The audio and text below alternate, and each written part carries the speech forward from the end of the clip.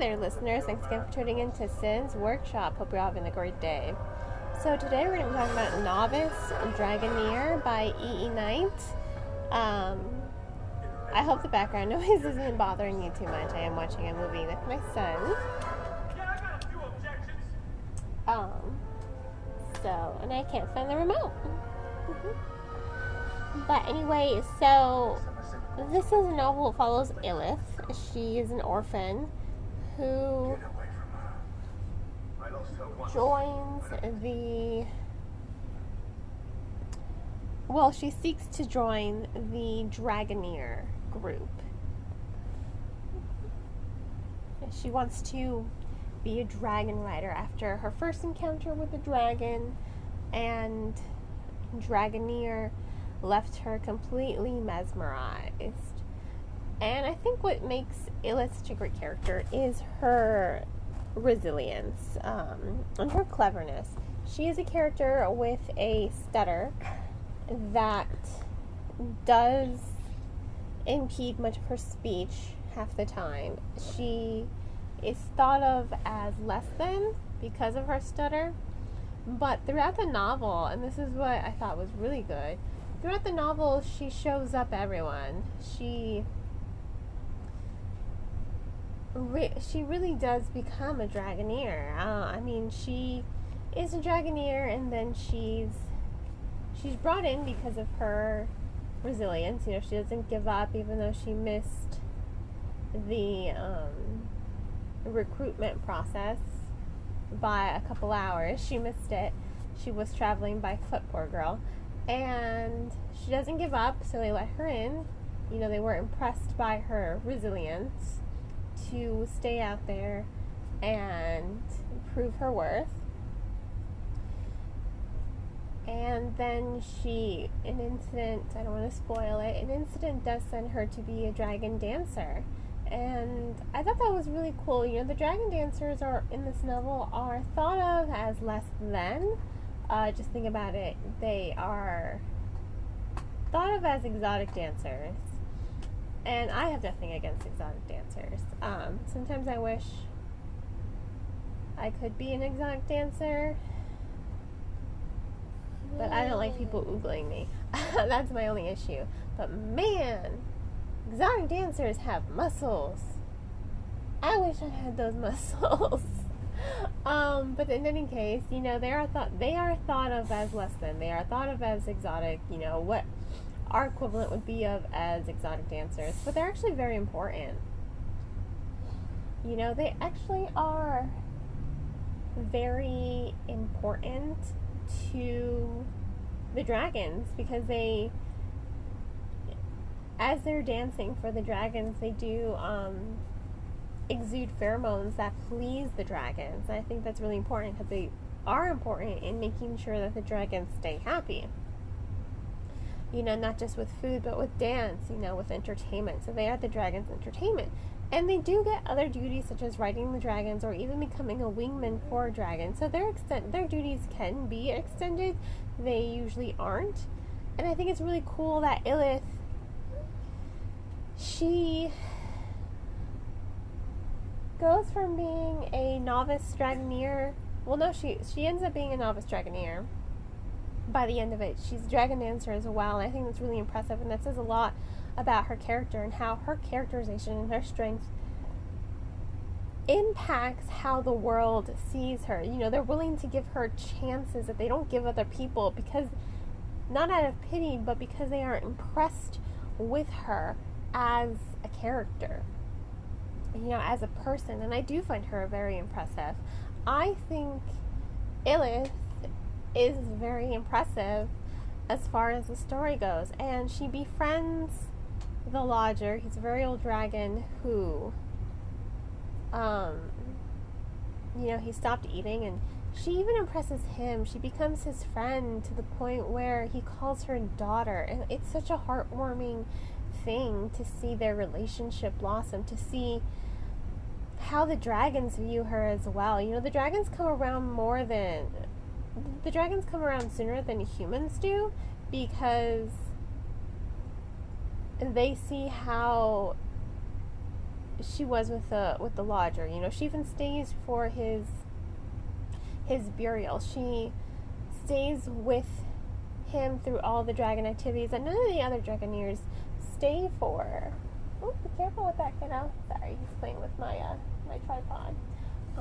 So I think it says a lot about her as a character, that she's able to impact everyone. She's able to have such resilience and such strength to her to inspire change and encourage people to respect her and think highly of her, because you do at the end of the day. You really do respect her. Her stutter means nothing. Yeah. And I think it's great that she has a stutter, honestly, because a stutter is at times considered a disability, because it does impede, you know, some people do suffer from severe stuttering. I mean, James Earl Jones had a stutter when he was younger, as did Joe Biden. He had a stutter when he was younger. And of course, you know, you can overcome it with speech therapy. You can overcome it with technique, you know, talking very slowly or talking very fastly. There are ways to overcome a stutter. But with Illith, I like that she has a stutter. I like that it is a part of her personality, because it does say a lot about the world and how society tends to view people with stutters, especially in this novel. I mean, they look at her as if she's dumb. She's not dumb. She's incredibly smart with, you know, she's had very little educational training. Again, she's an orphan. She lived in a lodge. She knows how to read, and more importantly, she knows how to write more than she knows how to read. So she's able to learn. She's a very fast learner, isn't she, Squirt? She is a very fast learner, and I think that's so impressive about her characterization. I think it's really good to see a character with a debilitating aspect to her overcome it and rise above it and take it as just a part of her. And she does, you know, she does make it a part of her, and I really do think that that is great for her characterization. I think it's great for the reader as well to really explore Illith as a character. Now, as for the story itself, I will say this: it is kind of a slow story. I did listen to it as an audiobook versus reading it. I think I still would have enjoyed it when I was reading it, but it is a long story. You know, there is a lot that happens. There is a lot of politics. There is a lot of characterization. There is a lot that's going on. I mean, this is a very long and extensive story where a lot happens, and it is more of a character and plot driven story.